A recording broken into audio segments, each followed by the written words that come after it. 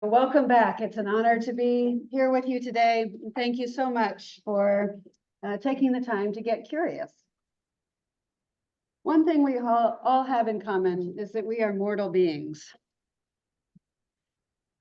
Yes, some people get away without paying taxes, but no one gets out of here alive. So if I asked you what it means to create peace of mind around end of life, what might you say? Maybe you'd bring to mind the death of a family member or a loved one. You consider how that experience went and how you feel about it now.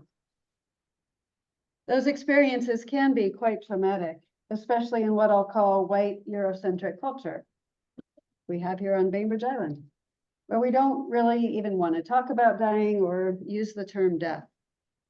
Dying has been medicalized to an incredible degree, and so we squander the opportunity that we have to really experience the powerful transformation that happens as we near the end of our life and then leave our body. We use euphemisms such as pushing up daisies or kicking the bucket instead of accepting the reality of our mortality and creating meaning from that.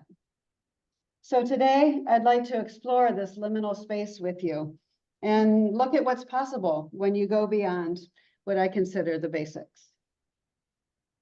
But just a disclaimer, I'm an educator and a coach. I do not hold a professional license of a lawyer, financial advisor, or medical person.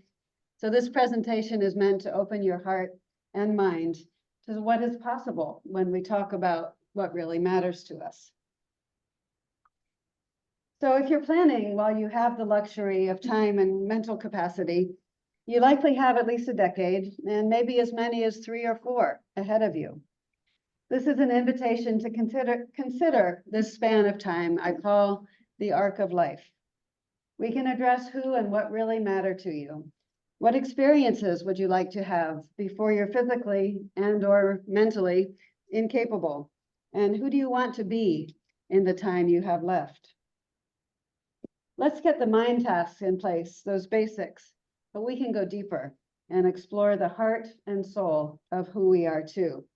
After all, we're human beings, not human doings. So we'll start with the mind items. Tony already gave a wonderful overview of these. So just to review, you need a will or trust, make sure your possessions go to whom you want, have a durable power of attorney for managing finances when you're no longer able to. You'll have an estate executor who will make sure that your will or trust is followed. And then you'll have advance directive and medical power of attorney. And End of Life Washington has a very, very thorough advance directive that I like to use. It includes a HIPAA release. You can include your funeral preferences in there. And it's actually free on their website. So I'll put that link in a follow-up email. And you'll also want a financial plan, as Tony mentioned, covers retirement, housing, medical needs. And those can be really significant. Has anybody toured the new Fieldstone assisted living place? Oh my gosh, it's so gorgeous. But it starts at like $6,000 a month with no assistance whatsoever. So, yeah. So there are a couple more things that I consider basic, and one major one is to make sure that your information is easily accessible to someone, not just for end of life, but also for incapacitation. I like this planner called the Peace of Mind Planner, but there are many others out there. This one has 16 different tabs, 16 different sections for everything from your important data, who to contact, all your financial accounts, including how bills are paid, right? Who still pays a bill by check? Anybody? Some people, yeah.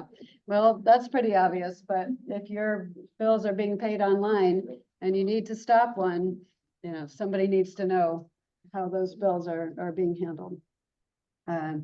You make a plan for who to care for your pets, right? You don't want to just leave them to be abandoned. Make sure somebody is willing to take over their care. And then your social media accounts, right? probably have seen Facebook accounts of people who have died, and they just go on and on. Their birthdays come up and people wish them a happy birthday, and yeah, not so great. So this is not a book to leave out on the coffee table, obviously.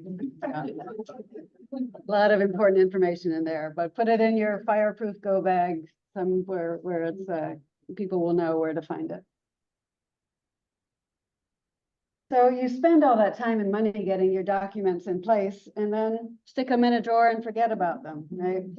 Maybe your will goes in the safe deposit box, but no one knows where the key is.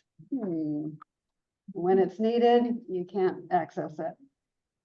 So we're not used to talking about death and dying in our daily lives, but I'm making it my mission to open up opportunities in the Bainbridge Island and North Kitsap area and practice having these discussions. I have an upcoming series of workshops using this book, 7 Tools for Making Sense of Life and Death. And it'll be a series of 4 workshops. I'm thinking of doing it both in person and online. So all you online folks, if that's your preference, we'll make sure you get the option to do it too.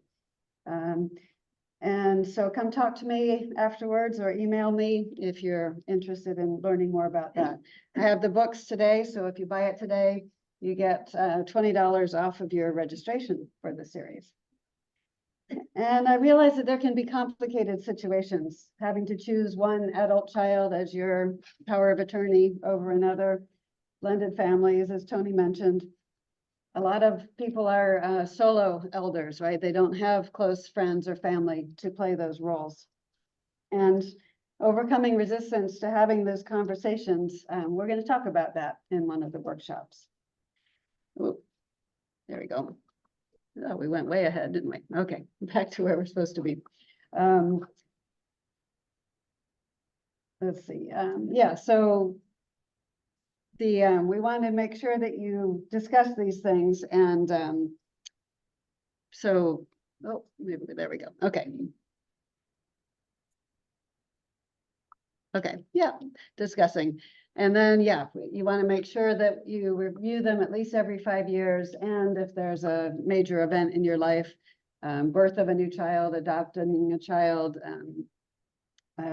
marriage, divorce, any kinds of changes like that. So purpose and legacy is what the hard topics make. Oh, I think my pages are missing order here. Okay, that's why we're not.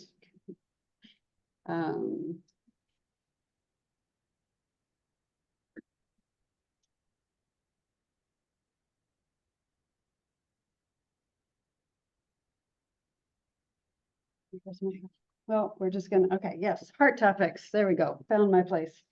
So I'd like to start with learning about who and what matter most to you. I've had clients decide that they can retire because they did this work with me, looking at their end of life plan, and that freedom is what really mattered to them.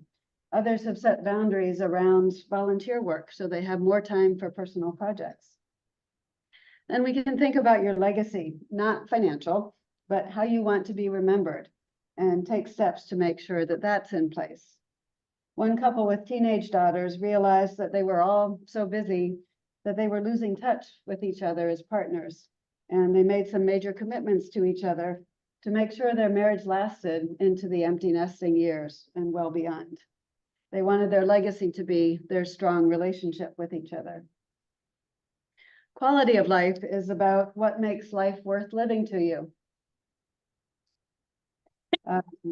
I accompanied my dad, who was a widower, through his last decade. And initially he said that if he had to use a wheelchair, that was it. He was done. That was not quality of life for him.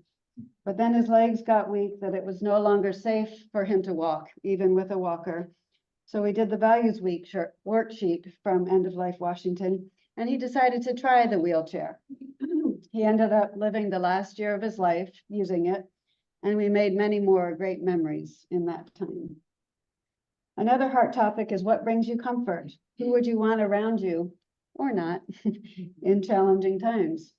People I've worked with have described their hope for deathbed scene, down to what music they'd want to hear, and that they'd love to have candles surrounding them. There's no guarantee that this will be possible, of course, but imagine how wonderful this kind of guidance is for family and friends who will be with you.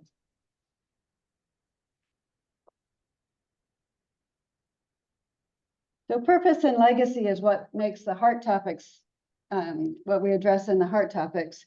But I also love these soul topics because it takes us to the next level in terms of getting comfortable with what I call the reality of our mortality. As I said before, no one makes it out of here alive.